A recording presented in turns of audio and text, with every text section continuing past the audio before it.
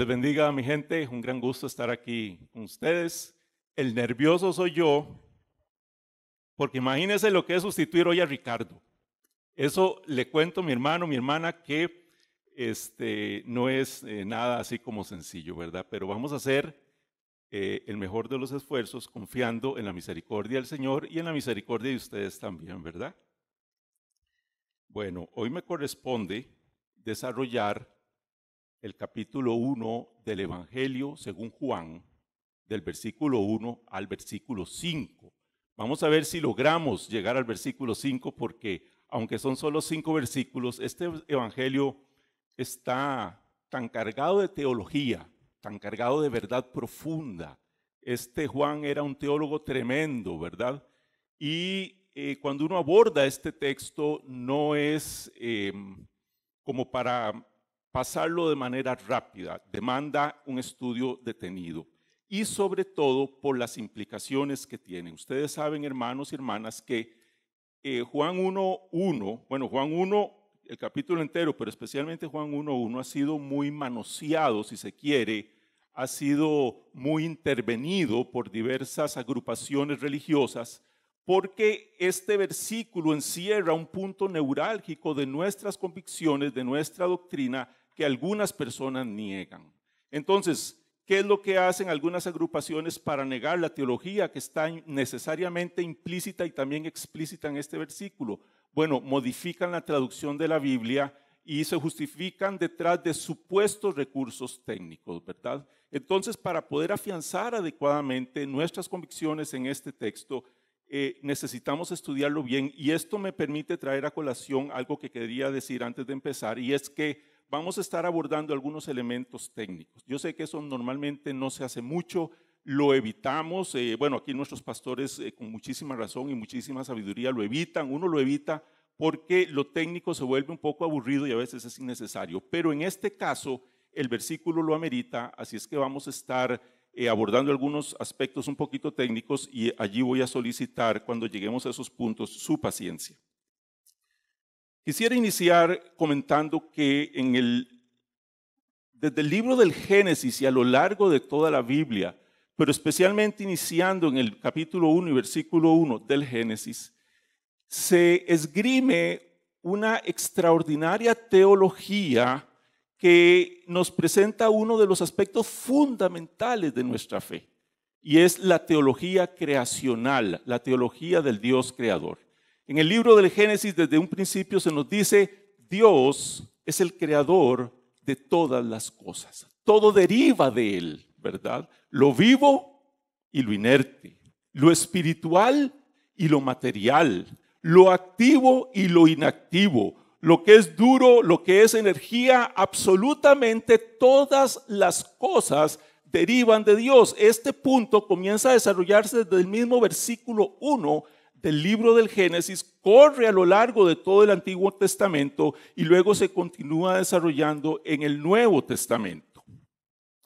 El apóstol Juan hace una homologación entre su cristología, es decir, su teología de la persona de Dios, con el versículo 1 del Génesis y con todo el relato de la creación.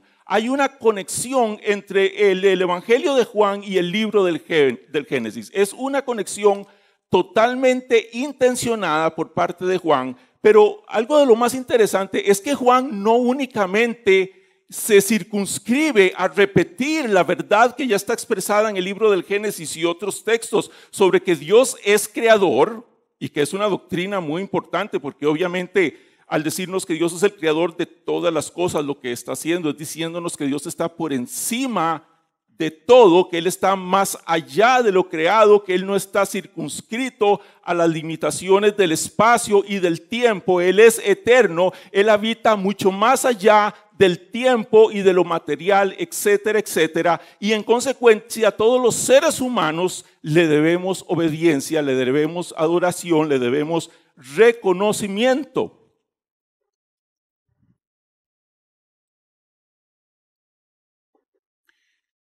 Y Juan hace, como les digo, esta homologación, pero él no se queda allí, sino que Juan trasciende esta teología, complementa esta teología, la aumenta. Recordemos, hermanos, que en la Biblia la revelación de Dios es progresiva y es acumulativa. Entre más fue corriendo la historia, más Dios fue revelándose a sí mismo. De hecho, la primer pauta que se dice sobre Dios, la primer característica, el primer elemento que se expresa sobre quién es Él, sobre cuáles son sus cualidades, es el hecho de que Él es creador. Eso es lo primero que la Biblia nos dice con respecto a Dios. Juan no se queda allí, sino que amplía y nos habla entonces de que el logos, la palabra o el verbo, como también a veces se traduce, está implicado en esa verdad tan extraordinaria que nos habla la Escritura a partir del libro del Génesis. Y de eso es de lo que vamos a estar compartiendo el día de hoy. Vamos a empezar con la primera frase que nos expresa el apóstol Juan en el libro, en su Evangelio, capítulo 1, verso 1. Voy a permitirme, hermanos, les pido disculpas, voy a permitirme de ir pronunciando un poquito cómo aparece en el original y proponiendo una traducción que tal vez se va a ajustar un poco más a algunos de los aspectos que la gramática del griego nos permite. Dice la primer línea, en arge, en o logos. La traducción que vamos a hacer o que les voy a ofrecer es esta. En un principio, la palabra existía continuamente. En un principio, la palabra existía continuamente. Como les digo, aquí hay un enlace total con el primer versículo del libro del Génesis. Juan, de alguna manera, podríamos decir que es un tipo de génesis de los evangelios, y también aquí con esta traducción y con lo que nos presenta el griego, con lo que Juan intencionalmente redactó, hay una intencionalidad de presentar la preexistencia, de proclamar la preexistencia del Logos. Todos los evangelistas, con excepción de Juan, inician su historia en la humanización de Jesús. Nos hablan de María, nos hablan de los antepasados de Jesús, nos habla de cómo fue la concepción del Señor, etcétera, etcétera. Pero Juan se va mucho más allá, llega hasta el Génesis, pero aún se va mucho más antes del Génesis, nos habla de la eternidad y ubica a Jesús en la atemporalidad. Él está obviamente aquí comenzando a hablarnos de la deidad de Cristo, que viene a ser tal vez el punto neurálgico, y lo primero que expresa para subrayar esta deidad de Jesús es que Él, siendo el Logos, era preexistente.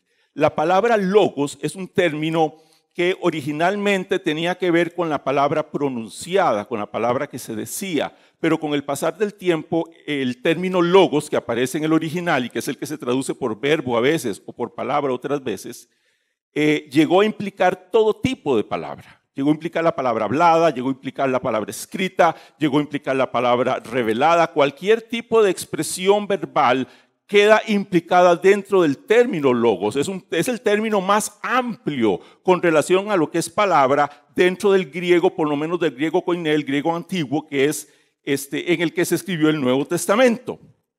Este término llegó a ser, o esta palabrita, llegó a ser muy, muy importante dentro del mundo tanto griego como del mundo helénico.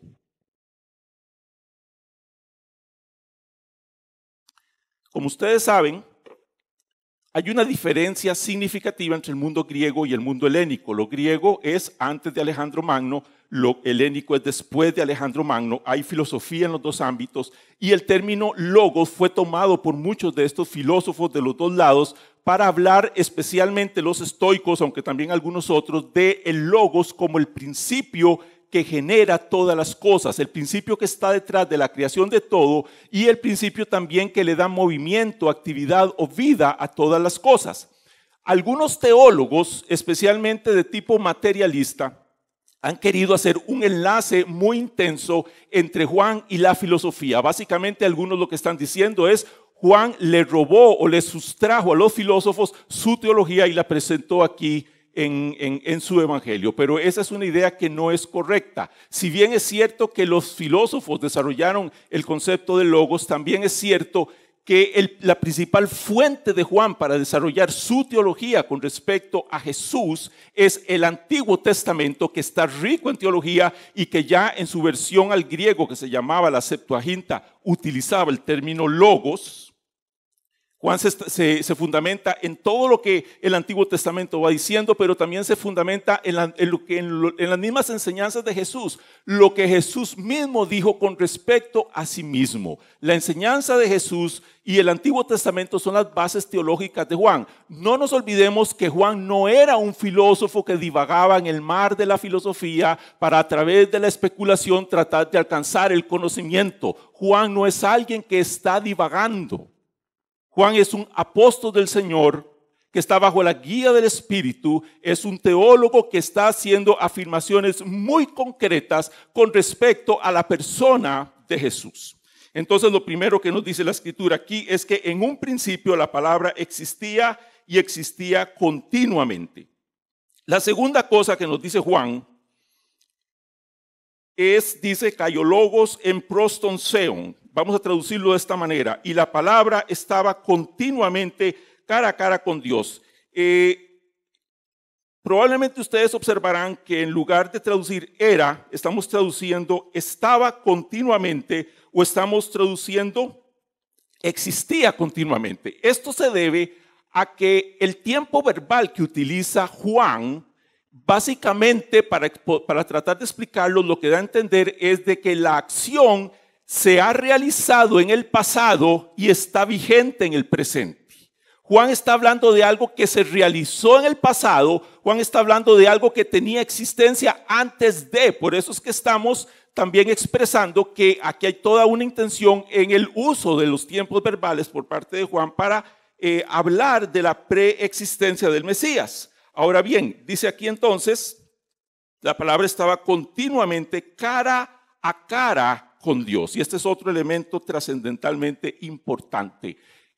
Utiliza aquí Juan una preposición que significa estar frente a frente. Es una preposición de relación y es una preposición de dirección que nos está hablando de cuál era la relación entre el Logos y Dios el Padre. Hace un par de semanas estaba dando una charla aquí en Desamparados. Entre más tomo agua, más se me quita la nerviosera, ¿verdad? Estaba dando una charla aquí en Desamparados, en una iglesia. Cuando ya salí, cogí un Uber para irme para la casa. Y bueno, mientras iba ahí con el hombre del Uber, el hombre comenzó a hacerme conversona, ¿verdad? Para eso no estar los dos callados, porque es un poquillo incómodo, ¿verdad? Estar callado ahí con el hombre que va conduciendo el vehículo. Así es que entre las preguntas que el hombre comenzó a hacerme, pues salió a colación que yo venía a dar una charla, que yo era teólogo, etcétera, etcétera. Y cuando le dije que yo era teólogo, inmediatamente al hombre se le pararon las antenas y me dijo, tengo unas cuantas preguntas para usted.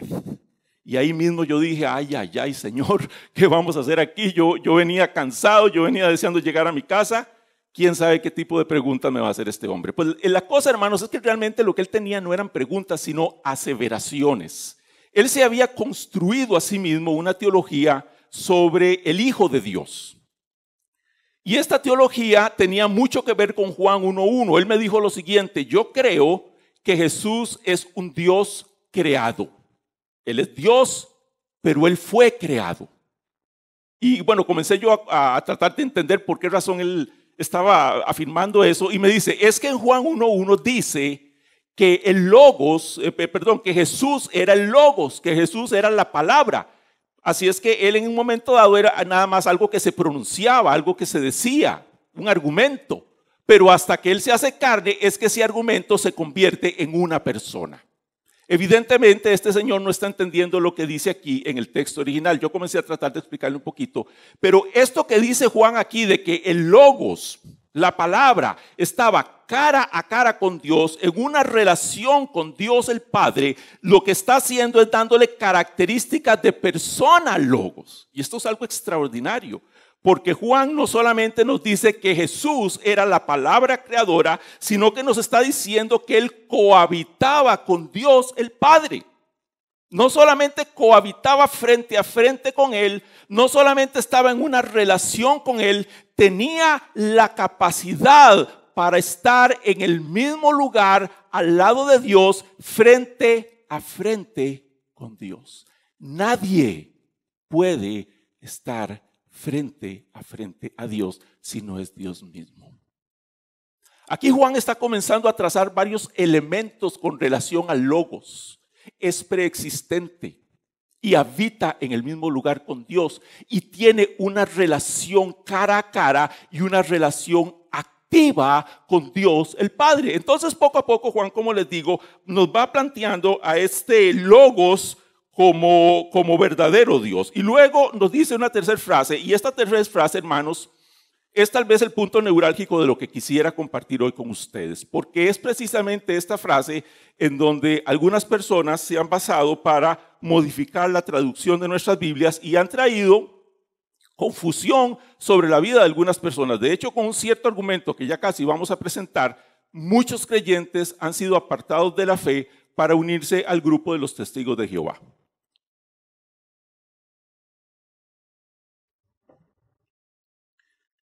La siguiente frase del versículo 1 de Juan dice de la siguiente manera: Caiseos en o Logos. La traducción sería: y Dios era continuamente la palabra. Hace algunos años, bastantes años, trabajaba yo en una casa editorial y tenía una compañera, Eugenia, que era testigo de Jehová. Bueno, ella era buena gente, a veces conversábamos, nunca tocábamos el asunto de la fe, pero ella sí daba su testimonio cuando podía en medio de una conversación de por qué razón ella se había hecho testigo de Jehová. Ella decía que cuando ella estaba jovencita tenía muchas preguntas, tenía muchas inquietudes, ella necesitaba de alguien que le clarificara o que le diera respuesta a las inquietudes que ella tenía. Entonces dice que se fue donde un pastor pentecostal, comenzó a hacerle las preguntas y el pastor no tuvo que decirle, el pastor no pudo darle ninguna respuesta a las inquietudes que ella tenía. Después de esto se fue donde los testigos de Jehová y los testigos de Jehová comenzaron a darle respuestas a las preguntas que ella tenía.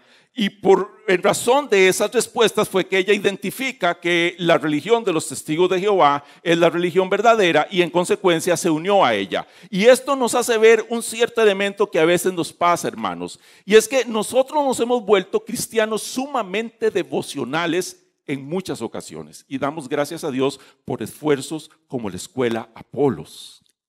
Porque con esfuerzos como estos nosotros podemos crecer no solamente en el aspecto devocional, sino también en el aspecto del conocimiento de la fe y de la clarificación de nuestras doctrinas. La fe no solamente tiene devoción, el aspecto devocional es muy importante. Es muy importante que oremos, es muy importante que exaltemos, es trascendentalmente importante que seamos gente de comunidad. Es muy importante que seamos gente de comunión, que sepamos tener relación con los demás hermanos, que participemos de las oraciones comunitarias. Ojalá los domingos tratemos siempre de estar antes de que inicie el culto para participar de la oración, etcétera, etcétera. Todos estos aspectos son muy importantes. También la lectura devocional de la Biblia es muy importante. Nosotros podemos leer la Biblia de dos formas. Podemos leerla devocionalmente y podemos estudiarla. Son cosas diferentes y las dos cosas son importantes. Necesitamos saber leer la Biblia devocionalmente cuando estamos en oración, cuando estamos con el Señor, cuando tenemos un ratito y queremos abrir un salmo, etcétera, etcétera. El Señor a través de su palabra nos testifica, nos consuela, nos fortalece, nos da respuesta, nos guía, etcétera. Pero nosotros también necesitamos sacar tiempo para la otra parte, que es a la que a veces le huimos. Y es el tiempo de un estudio más formal, más sistemático, más amplio y más profundo de la Biblia. Y sinceramente, mis hermanos y hermanas, hoy en día nosotros no tenemos excusa porque los recursos con los que contamos en este siglo son extraordinarios. Hay demasiado para poder estudiar la Biblia formalmente. Lo único que hace falta es que nosotros decidamos disciplinadamente sacar un tiempo por semana para estudiar formalmente la Escritura. Por ejemplo, coger las enseñanzas que recibimos aquí, repasarlas y tratar de profundizarlas. La cosa, hermanos y hermanas, es que esta muchacha, como les digo, encuentra respuesta con los testigos de Jehová porque a veces nosotros los creyentes no podemos argumentar nuestras doctrinas, no podemos explicar por qué creemos lo que creemos y mucho menos cuando alguna persona nos presenta un argumento que parece negar nuestras convicciones. Por ejemplo, ¿qué hacen los testigos de Jehová con este versículo que dice, bueno, que en la mayor parte de nuestras traducciones dice, y Dios era el verbo, que el orden correcto, y esto es importante, es, normalmente las versiones traducen, y el verbo era Dios. El orden correcto, el orden que aparece en el texto original es, y Dios era el verbo. Y ahorita vamos a ver por qué razón es importantísimo tener en cuenta ese orden que aparece en el texto original. Las traducciones traducen para que nosotros entendamos, pero a veces hay ciertos elementos que hay que tomar en cuenta que aparecen en el original. Los testigos de Jehová hacen esto. Ellos llegan a su casa, comienzan a conversar con usted, cuestionan la deidad de Cristo, usted les saca Juan 1:1 y usted les dice, mire, aquí dice que el Logos es Dios. Y ellos le dicen lo siguiente, sí, pero eso está mal traducido. Eso está mal traducido porque resulta, y aquí es donde vamos a entrar con lo que es un poquito técnico y vamos a necesitar poner atención, hermanos. Ellos dicen esto, resulta que en la Biblia, cuando un sustantivo aparece sin artículo, ese sustantivo tiene que ser traducido como un indefinido. En Juan 1:1, las partes que hemos leído en donde habla de Dios o habla del Logos, normalmente presenta en el original lo siguiente.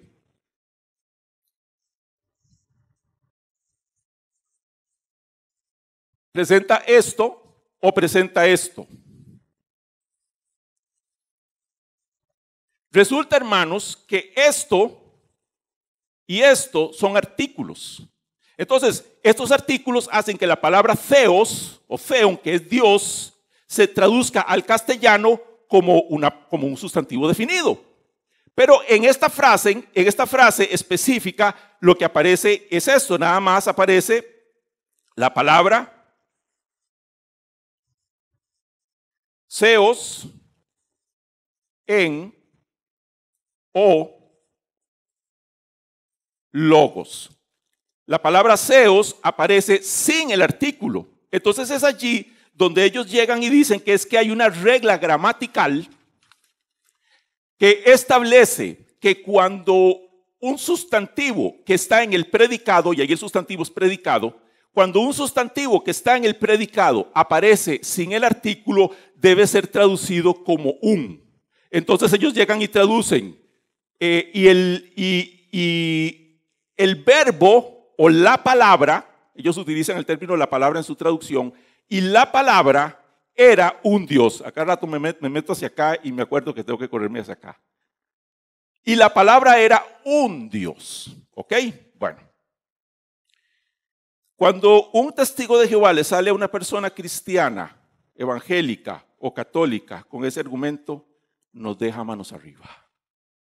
Nos deja desarmados, porque no tenemos conocimientos técnicos de lo que allí dice. Ellos llegan ante usted con un argumento técnico. Entonces, hermanos, aquí es donde necesitamos aprender lo siguiente. Número 1.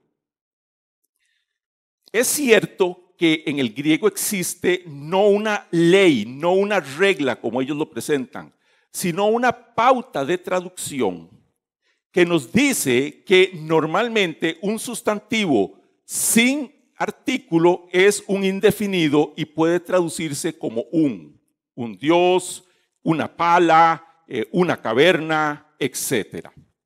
Pero resulta que eso, como les digo, no es una ley, sino que eso depende del contexto. Lo que la norma realmente dice es que cuando hay un artículo cuando hay un sustantivo sin artículo, si el contexto así lo demanda, si el contexto así lo presenta, entonces nosotros podemos traducirlo como un indefinido porque el contexto ya nos está diciendo que es un sustantivo indefinido. Pero no solamente esto, hermanos. Resulta que hay algo que yo creo que estas personas o no conocen o desconocen intencionalmente, los traductores de la Biblia de esta gente, que se llama la regla de Caldwell. La regla de Caldwell dice lo siguiente: cuando hay una oración en donde hay un sustantivo que hace de sujeto y un sustantivo que hace de predicado, ¿verdad? Ustedes saben lo que nos enseñaban en el colegio, las oraciones tienen sujeto y predicado. Decía Lelutier, nunca me he sentido mejor sujeto que cuando he predicado, ¿verdad? Entonces la regla de Caldwell dice que cuando tenemos esa situación, que es exactamente lo que pasa aquí, este es el sustantivo, este es el verbo, este hace de predicado y o logos, la palabra, hace de sujeto.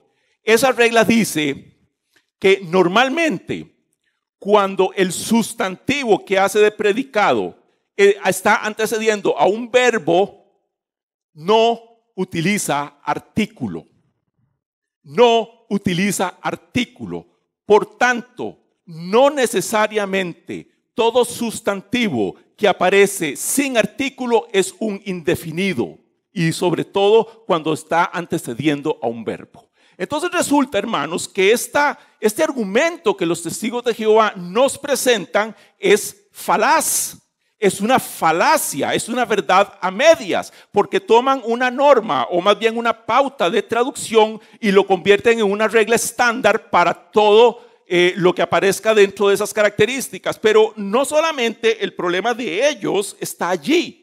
El problema de ellos está en el hecho de que hay muchos textos de su Biblia que tienen esta característica y que sin embargo se traducen no como un indefinido, es decir, no traducen con el un indefinido, sino que lo traducen como un sustantivo definido. Y voy a darles algunos ejemplos de ello sacados directamente de la Biblia de ellos comparado con lo que dice en el texto original. Por ejemplo, en el Evangelio de Juan, todos los he sacado del Evangelio de Juan para poder tenerlos más dentro del contexto.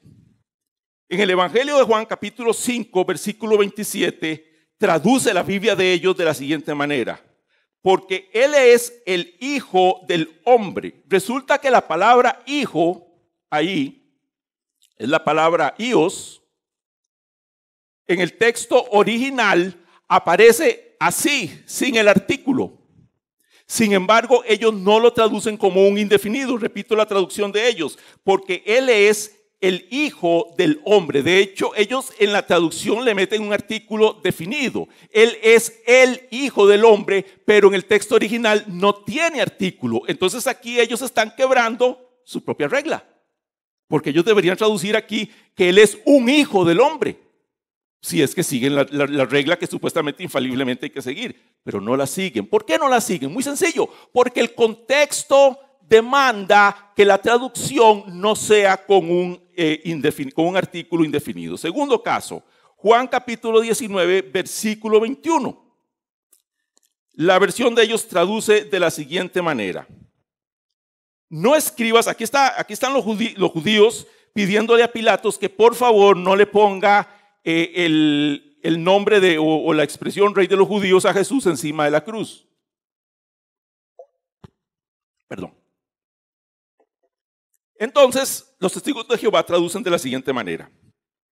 No escribas el Rey de los Judíos, sino que él dijo, soy Rey de los Judíos. Resulta que en el texto original la primera palabra Rey va con artículo. La segunda palabra Rey va sin artículo. La segunda palabra Rey debería ser traducida con un. Pero es muy obvio en el contexto que allí no se está refiriendo de algo indefinido, sino de algo definido. Ellos traducen correctamente, pero una vez más, para traducir correctamente, quiebran la misma regla que ellos le aplican a Juan 1:1.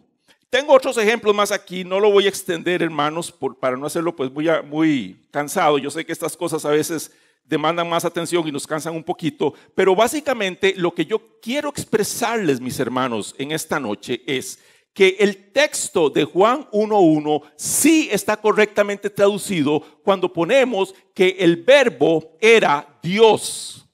Allí el verbo está siendo calificado como Dios. Esa es una expresión completamente clara, completamente definida, absolutamente segura de la deidad de Cristo. Ahí no hay donde perderse, mis queridos hermanos, excepto que uno quiera a través de errores tratar de modificar la verdad que está siendo expresada en ese texto. Lo siguiente que nos dice Juan en el versículo ya 3, dice, panta dia aftu egeneto, kai horis aftu egeneto ude en o genonen. La traducción que les voy a proponer es la siguiente: todo fue hecho mediante Él, y sin Él nada de lo que ha llegado a ser fue hecho. Todo fue hecho mediante Él, y sin Él nada de lo que ha llegado a ser fue hecho. Entonces aquí Juan continúa desarrollando su teología sobre el Logos, ¿verdad? Y después de habernos dicho que es preexistente, después de habernos dicho que habita en el mismo lugar de Dios y que está cara a cara con Dios y que sostiene una relación absolutamente singular con Dios, siendo el Logos a su vez una persona, y después de habernos dicho que ese Logos es Dios mismo, después de haberle dado al Logos la característica de Dios, luego nos dice que ese Logos es el creador. Como decíamos al principio, Juan aquí está desarrollando y ampliando la teología de la creación, que es totalmente bíblica y que comienza en el capítulo 1 del Génesis. Fíjense ustedes, hermanos y hermanas, que hace algunos años me tocó conocer a un hombre que tiene un testimonio realmente extraordinario. A veces nosotros escuchamos testimonios de sanidades. Yo a veces tiendo a dudar de algunos testimonios porque no hay cómo corroborarlos. Ustedes saben que muchos de esos testimonios andan por internet navegando y no siempre hay cómo saber si realmente es un testimonio genuino o es algo que alguien se inventó. Sobre todo por el hecho de que hay algunas personas que también inventan milagros masivos, eso ya está demostrado. Entonces yo soy un poco cuidadoso con eso. Pero resulta que cuando yo conozco a este hombre tiene un testimonio extraordinario que está comprobado científicamente. Es un testimonio que está comprobado médicamente, pero que a su vez la medicina no puede explicar. Conozco al hombre, él nos contó el testimonio, y el pastor de él, el pastor que estuvo presente cuando eso pasó, es amigo mío, lo conozco muy bien y sé la calidad de hombre de Dios que es. Pues resulta, hermanos, que este hombre estaba sumido en las drogas. Él estaba sumido en la droga de la cocaína y otras drogas más. Y esto comenzó a deteriorar sus pulmones de una manera terrible hasta que colapsó. Se lo llevan para el hospital, el hombre está entre la vida y la muerte y tienen que sacarle 2/3 del pulmón. ¿Okay? El hombre se queda con un pulmón y con 1/3 del otro pulmón. Estando él en la cama, pensaban que él no iba a sobrevivir, pensaba que él iba a morir. Dice este hombre que tuvo una experiencia en donde de un momento a otro sintió que estando en la cama algo lo jaló hacia abajo y él comenzó a hundirse en dirección al infierno. Pero cuando iba hacia abajo él clama, y entonces no recuerdo exactamente todos los detalles de la experiencia, pero dice que Dios le da la oportunidad de sobrevivir, lo lleva nuevamente a su cama y él logra no morir. Pasa el tiempo, logra recuperarse, se levanta de la cama, pero el hombre tiene solamente 1/3 de pulmón en uno de sus lados. Entonces una persona que tiene el pulmón dañado de esa manera tiene que andar siempre con oxígeno, ¿verdad? ¿Cómo se llama esto? Perdón, un tanquecito de oxígeno, exactamente. Pues el hombre entonces andaba con su tanquecito de oxígeno para arriba y para abajo, y para él caminar 100 metros era un verdadero esfuerzo. Lo que las personas que tenemos nuestros pulmones sanos, gracias a Dios, podemos hacer con suma facilidad, para él era una cosa terriblemente difícil. Pues resulta que una mañana este hombre que se había reconciliado con Dios, que había retornado a Cristo, porque él en tiempo atrás había sido cristiano, pero a través de esta experiencia él había retornado a Cristo.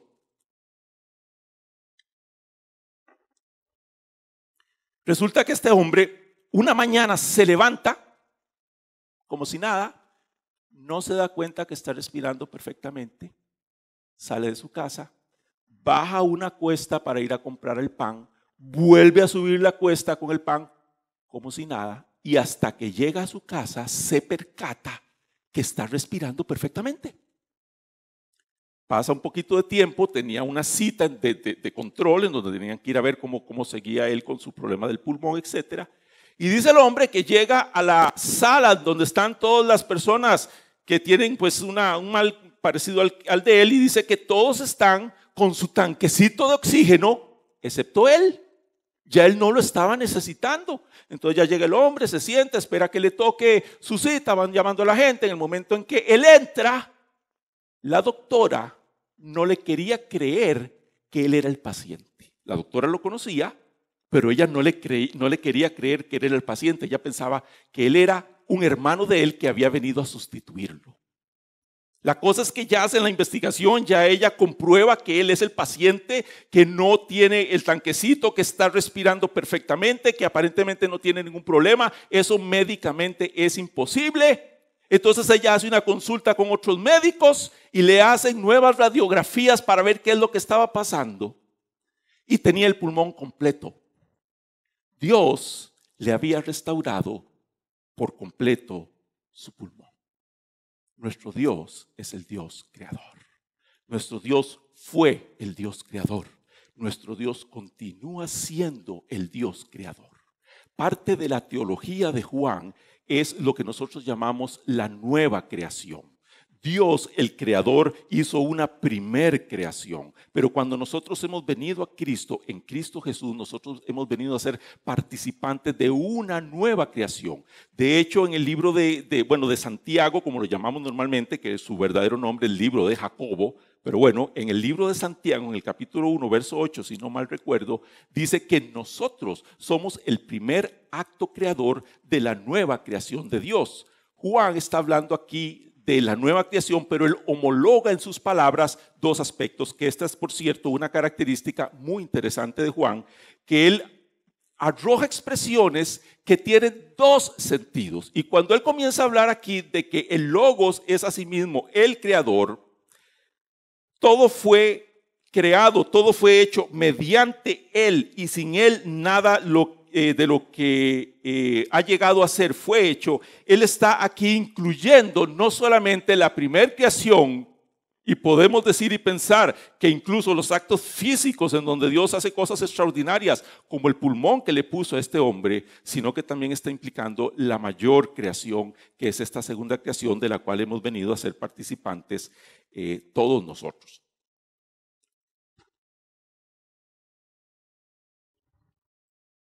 Hay algo muy interesante con relación a esta nueva creación, y es con relación a la vida. El siguiente versículo, o la siguiente parte de este versículo dice: en aftó soe en, cayen soe en tofos ton anthropo. Lo vamos a traducir de esta manera: en él la vida estaba continuamente, y la vida continuamente era la luz de los hombres.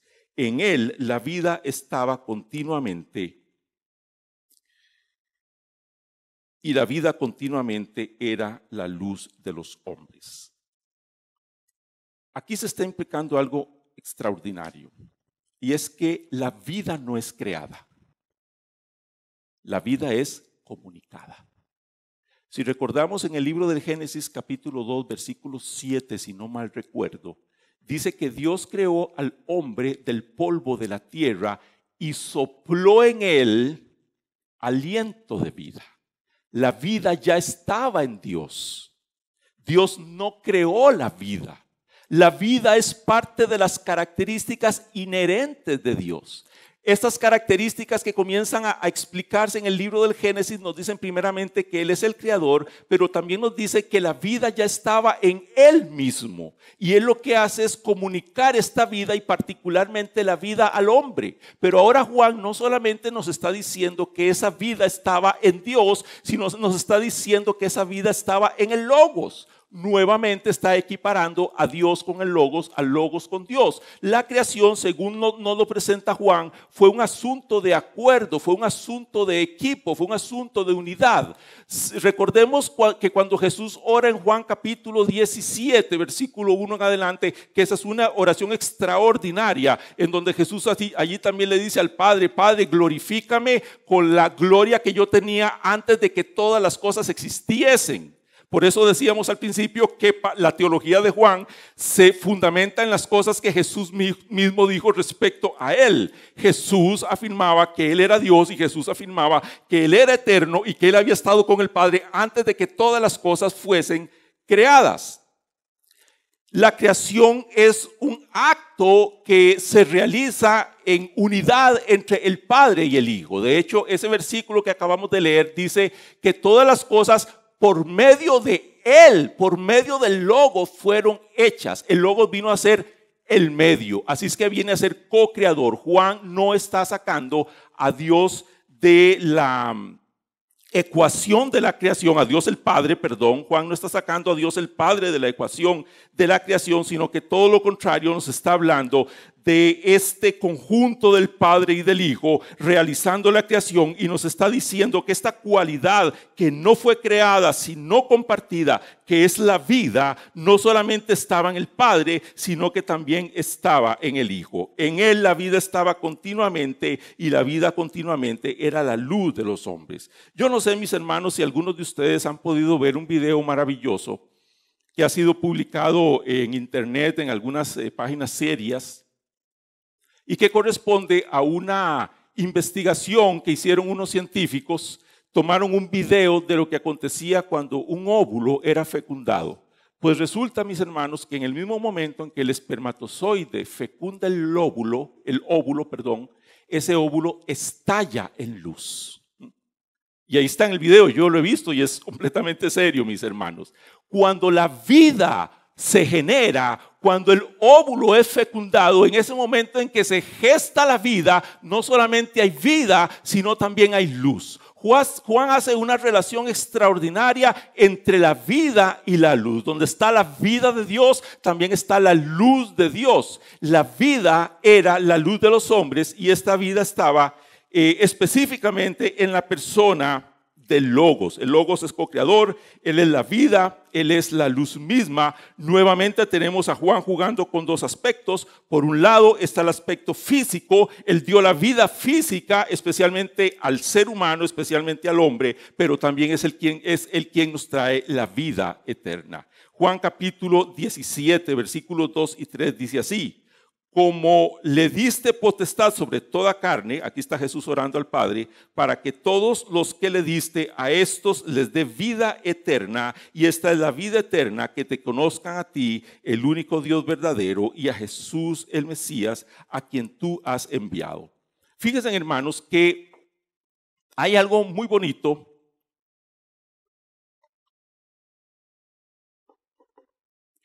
en unas catacumbas que encontraron en Roma, que datan aproximadamente del año 200 después de Cristo.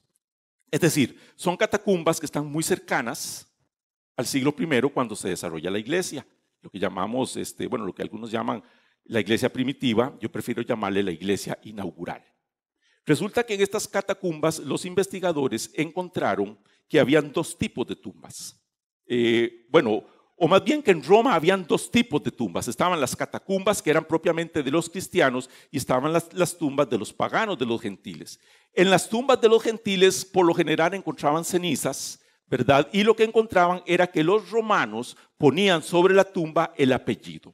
Para los romanos, el apellido de la familia era sumamente importante. De hecho, en la religión de los romanos, ellos desarrollaban una religión personal, una religión de la casa. Tenían dioses a los cuales adoraban, pero también tenían su religión familiar. Normalmente el padre, el de familia, hacía más o menos como el sacerdote de la casa, y lo que principalmente veneraban eran los restos o las cenizas o algún elemento propio de los padres del hombre de la casa. Para ellos, esos padres del hombre de la casa eran los que les daban protección, eran los que les daban provisión, etcétera, etcétera. Había que venerarlos. Entonces los romanos, cuando alguien se moría, muchas veces los incineraban.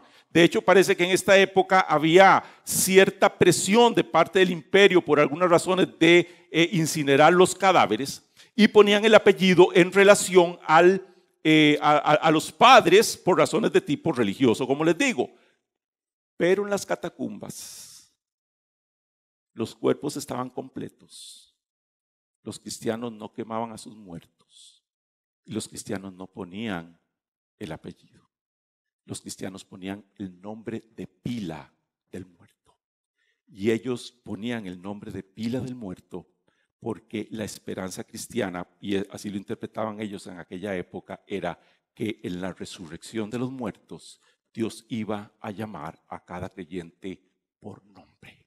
Así es que cada cuerpo debía estar entero para que pudiese resucitar, y cada cuerpo debía tener el nombre, ¿verdad?, de pila de la persona, para que cuando Cristo apareciese y resucitase a los creyentes, pudiese llamar a cada uno por nombre. Por supuesto, nosotros sabemos que Dios no necesita que se inscriba el nombre de una persona en su tumba. Por supuesto que también sabemos que Dios puede levantar a una persona aún de las cenizas, ¿verdad? Esta era la convicción de ellos. Pero lo que esto particularmente nos señala es el hecho de que estos creyentes vivían profunda y plenamente convencidos de que Jesús era la vida, de que Jesús era la resurrección, y que en Él podían esperar certeramente que un día Él vendría y les comunicaría esa vida que les había prometido. La iglesia del siglo I, hermanos, hermanas, era una iglesia totalmente escatológica. Esto significa que ellos vivían bajo esperanza. Ellos vivían con la mirada allá. Nosotros hoy vivimos en una época, algunos pensadores le llaman a esta época posmodernidad, otros le llaman modernidad de segundo momento. Yo pienso más que es una modernidad de segundo momento, pero sea como sea que se quiera redactar, lo cierto del caso es que esta modernidad en la que vivimos, o esta posmodernidad, nos ha metido a nosotros en un individualismo extremo. Y no solamente nos ha metido en un individualismo extremo, sino que nos ha enseñado que los seres humanos debemos vivir con el único objetivo de ser felices, con el único objetivo de lograr todas aquellas cosas que necesitamos para nuestro propio disfrute, para nuestro propio bienestar. Entonces hace que enclavemos los ojos en el hoy y en el ahora. Y muchos creyentes vivimos enfocados únicamente en el hoy y en el ahora, perdiendo la perspectiva de que Jesús es la vida, y Él prometió que todo aquel que en Él creyera no moriría, sino que tendría vida eterna. Todos nosotros hemos de caminar, al igual que la iglesia inaugural, con una perspectiva escatológica de la vida. Es decir, este momento es pasajero. No quiere decir que no vamos a hacer nuestro proyecto de vida. No quiere decir que no vamos a tratar de desarrollar nuestras vidas en este mundo de la mejor manera que podamos, que si usted puede hacerse de su platita, que si usted puede comprarse su casa, hacerse de un buen carro, que si el joven puede sacar su buena carrera universitaria o poner su emprendimiento, su empresa, etcétera, etcétera, que no lo vaya a hacer. Por supuesto que lo vamos a hacer. No significa que nosotros vamos simple y sencillamente a descuidar por lo menos nuestra existencia sobre este mundo, pero lo que sí significa es que lo que hagamos en este mundo no es lo más importante. Lo más importante es lo que esperamos si es que somos creyentes que verdaderamente creemos que Jesús es la vida, que en Él está la vida y que Él ha comunicado esa vida a cada uno de nosotros, y que la esperanza de esa vida es la esperanza de la resurrección de los muertos. Lo que finaliza diciendo Juan, y ya vamos a concluir para tener unos 10 minutitos por lo menos por si acaso alguien quiere hacer alguna pregunta. Lo último que nos termina diciendo Juan es: y la luz en las tinieblas está brillando, y la oscuridad no la vencieron. Quiero hacer un último detalle técnico. Resulta que Juan, a lo largo de todos estos primeros versículos, él está usando, como les decía ahora, un tiempo verbal que nos habla de la eternidad, de la preexistencia del Logos. Después de esto, Juan pasa a un tiempo verbal que de lo que habla es de una permanencia en este momento. Dice, la luz está brillando. Es un sentido de continuidad. Pero luego dice, las tinieblas no le vencieron. Y de una manera abrupta cambia nuevamente el tiempo verbal para referirse a un acontecimiento puntual, algo que pasó en la historia, un momento en el cual las tinieblas quisieron vencer al Hijo y no pudieron. Todos sabemos cuál fue ese momento.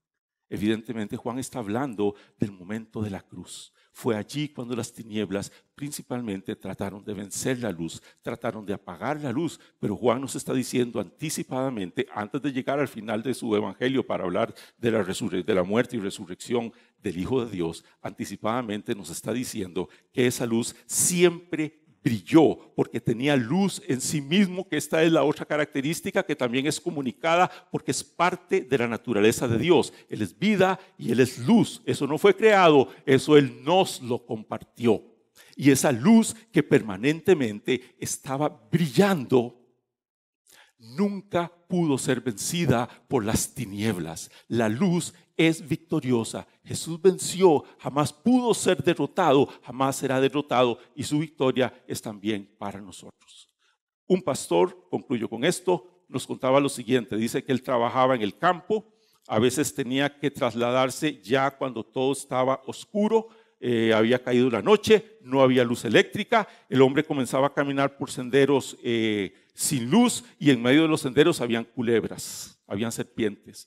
Pero este pastor nos decía lo siguiente: un cabo de vela era suficiente para andar por cualquier lado de la montaña, y en muchas ocasiones, incluso con ese cabito de vela, llegamos a encontrar serpientes. Si un poquito de luz vence las tinieblas, cuánto más la luz eterna está en Jesús. Él es vencedor. Él es nuestra vida, Él es nuestra luz.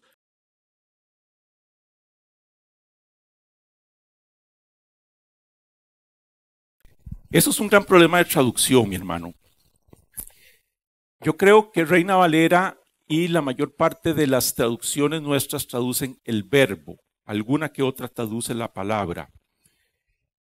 El asunto es esto: en un sentido, en el castellano, verbo significa palabra. Pero el problema a veces con verbo es que verbo no solamente significa palabra, sino que también especifica un tipo de palabra, es decir, lo que tiene acción. De allí aquella canción que dice Dios es verbo y no sustantivo, ¿verdad? Obviamente el Señor que la hizo no tenía la más mínima idea de lo que estaba diciendo.